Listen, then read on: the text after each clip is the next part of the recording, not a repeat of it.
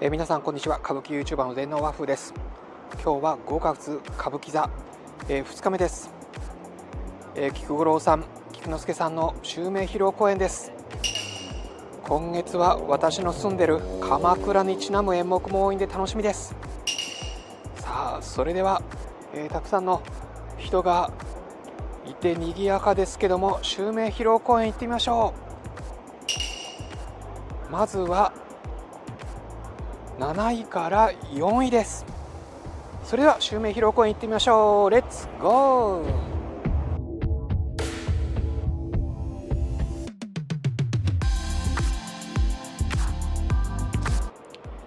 それではこれから、私のランキングを発表したいと思います。私のランキング3つの基準があります。1つ目はこの私のドーパミンが上がったかどうか。いつも見た直後に皆さんに私の感想を話してるんで、忖度もできません。本音を言う、時に少し辛口になることもありますけども、今後もこのすぐ本音を伝えて点数をつけて順番つけるということを守りたいと思います。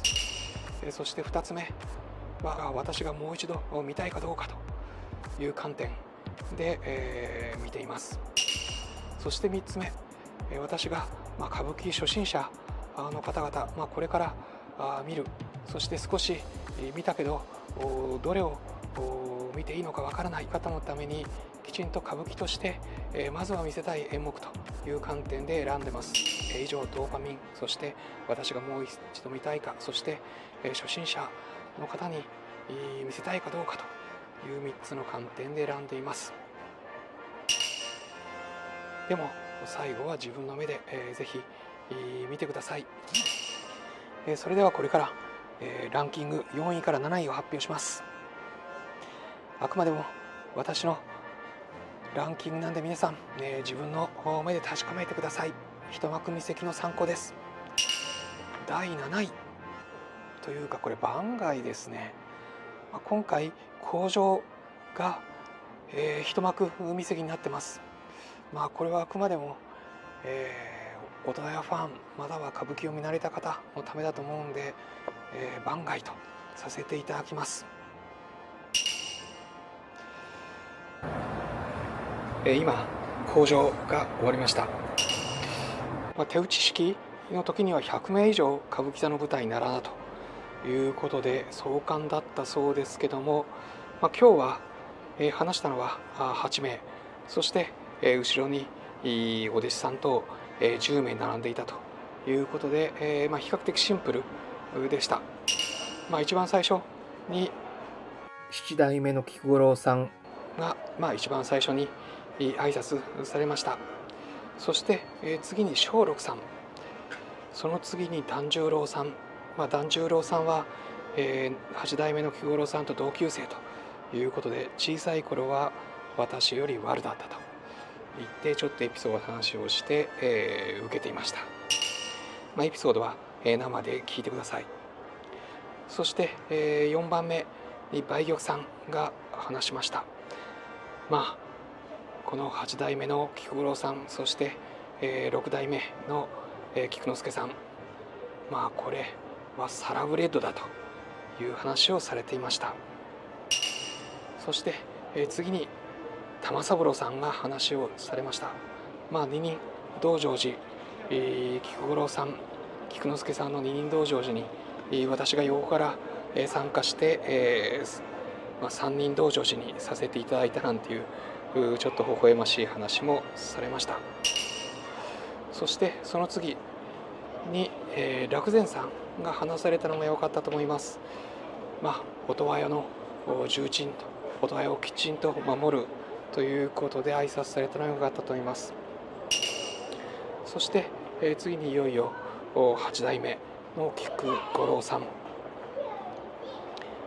初代の菊五郎から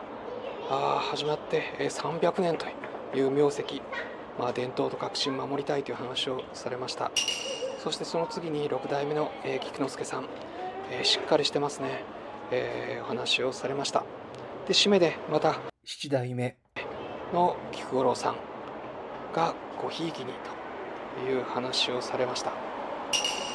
いろんなこの襲名ということですけども、日本独自の結構システムだと思います。その中でもこの歌舞伎とお能は比較的この親子でつないで伝統を守っていくという形です。狂言もそうですね。それに対して、落語とか文楽は必ずしも親子という形はとってません。全くフラットに名前をつないでいくという形です。ただ、落語のこの間の三遊亭円楽さん、または文楽の世界でも結構親子でつないでいく形と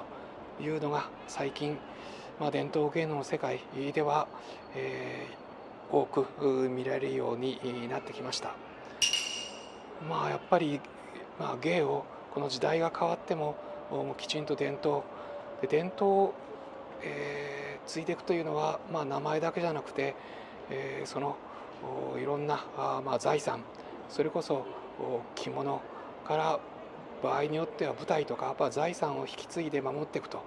いうこともあると思います。そういう意味では親子で継いでいくという形も一つの重要なパターンだと思います。歌舞伎のように親子で継げるのもあるし、またはもちろん研修生から入っていく、またはお弟子さんから継いでいく、またはお弟子さんが養子に入るという形式、いろんな形で守っていくというところが日本伝統文化の良さだから何百年も続くんだという独自性だと思いますということで、本当に劇場内から温かい拍手、そして大向こうがかかる口上でした。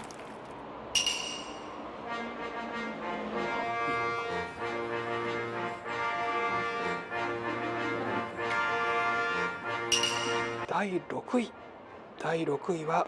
義経腰越状後藤三馬荘です。今義経腰越状後藤三馬荘が終わりました。初めて見たんですけども、ちょっと想像とかなり中身が違いました。義経がメインというよりも、酔った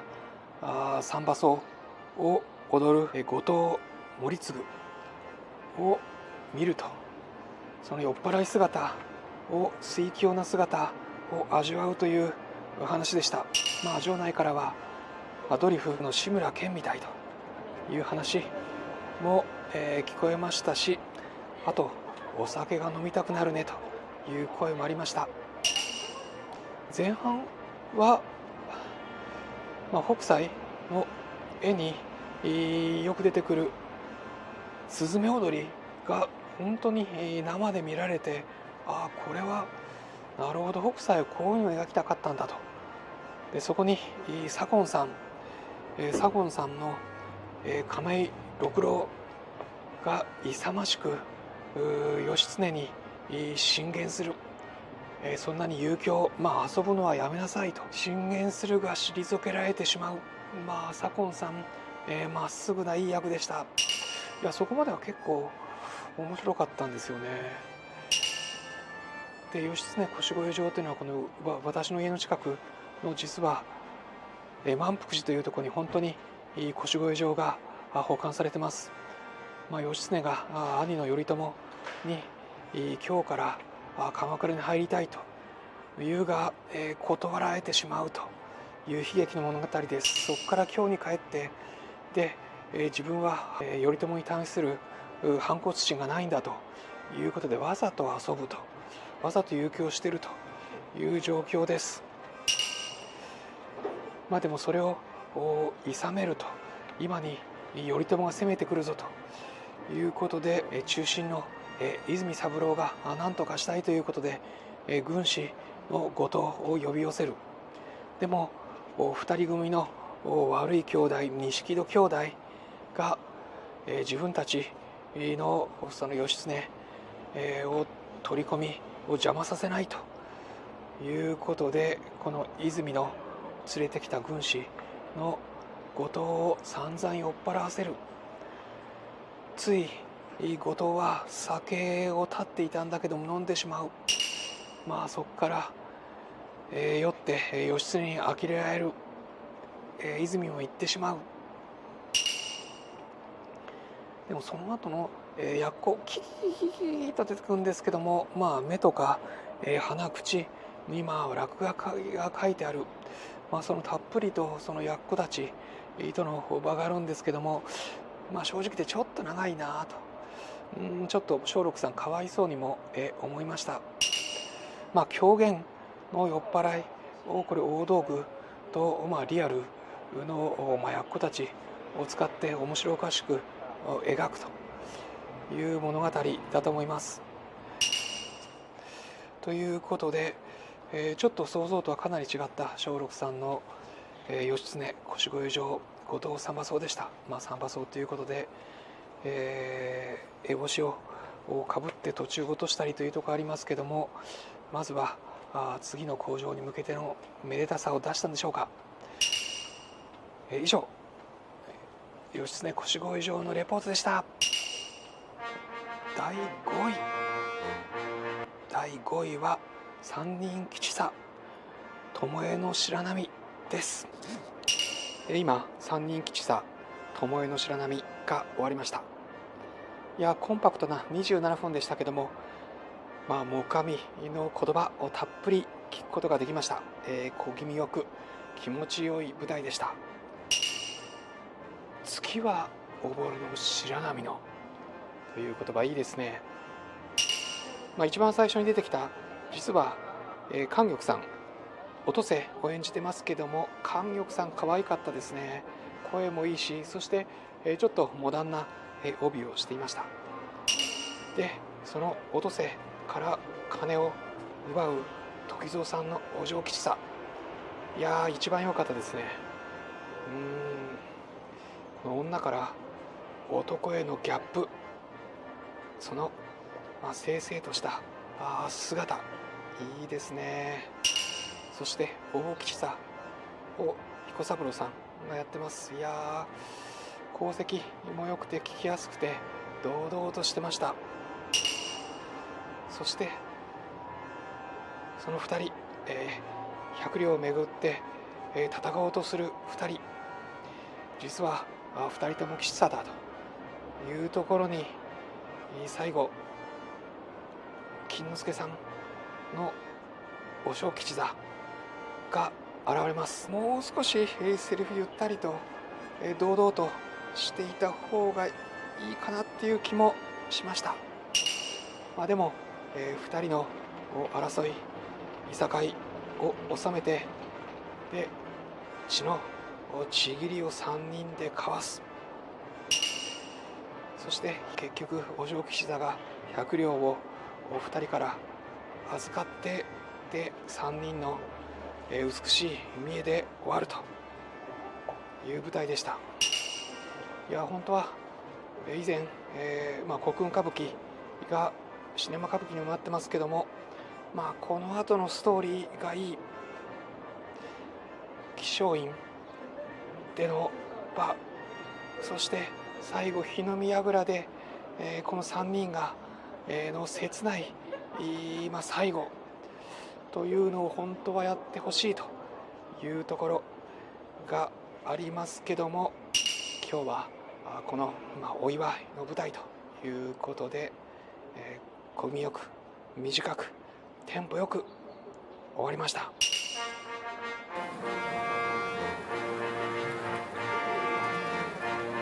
そして第4位、これ本当に、ここから上は、結構差が、少ないんですけども、第4位寿式三馬荘です。実物見てください。今寿式三馬荘が終わりました。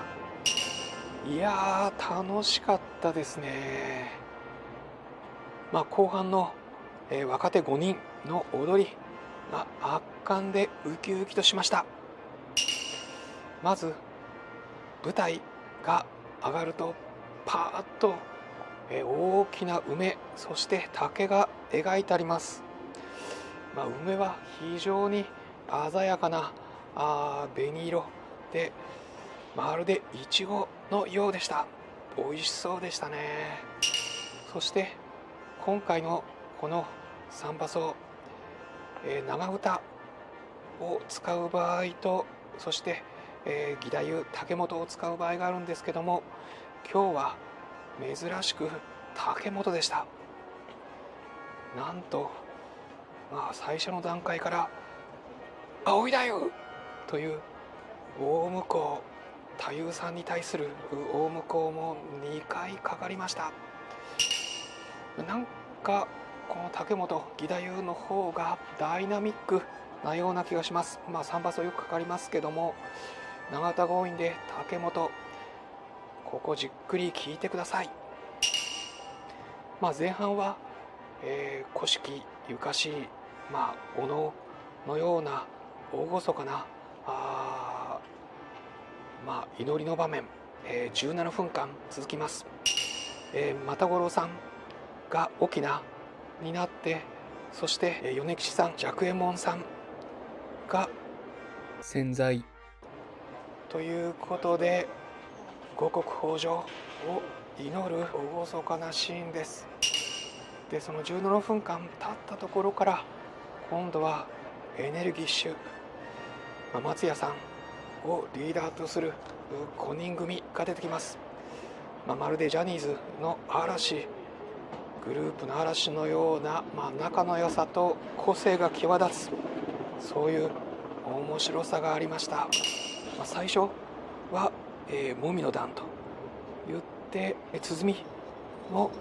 調べに乗って、踊ります。その後に軽やかな、カラスの段、そして最後は鈴を持った、鈴の段というふうに続きます。5人いるんですけども、正直に言うと一番見るべきなのはこれ歌唱さんですね。うまい。しかもすごいのは、途中から不敵な笑みを浮かべながら、この軽やかさと、そしてキレ、すごいです。一人見るなら歌唱さんをぜひ追ってください。そしてリーダーの松屋さん、やはり体が大きい、そして黒い衣装、迫力があります。存在感があります。堂々した自信を持って踊っているのが松屋さんです。そして右近さんはおすまし顔で、マロという感じがします。そして種之助さん、途中からですね、このいい自信を持った顔になってきます。少し、勇ましい顔になってきます。一番ちょっと自信なさげに踊ってるのが万太郎さんです。でもそれぞれの個性を皆さん、味わってくださいということで、この5人の踊りを見てると、美しい、衣装を着て踊ってるんですけども、なんか素朴にもしかするとこのお能の前に、猿楽、そして田楽というふうに、もともと田植えの五穀豊穣で踊られていた踊りなんで、こういう若者がもしかすると稲、そして田んぼで軽やかにエネルギッシュに踊っていたのか、祈っていたのかという、そんな気もする、とてもいいサンバソウでした。ということで、寿式サンバソウ、楽しく、そして最初、菊五郎菊之助さんの襲名、華やかに祝う踊りでした。ということで、本当に襲名披露、そして談義祭と重なっている好きで、どれも見応えがありました。新作ではなくて、古典なんで直球です。いやー、本当に今月の一幕見席も目が離せません。ぜひいいねやチャンネル登録よろしくお願いします。そして LINE 公式、毎週月曜日に最新の歌舞伎情報、そして文楽落語などの情報を発信してるんで、ぜひご登録ください。ということで、歌舞伎 YouTuber の電脳ワフでした。今日は2日目ですけど、5月歌舞伎座からお届けしました。それではまた一緒に和の生活、和の伝統芸能を楽しみましょう。それではまた。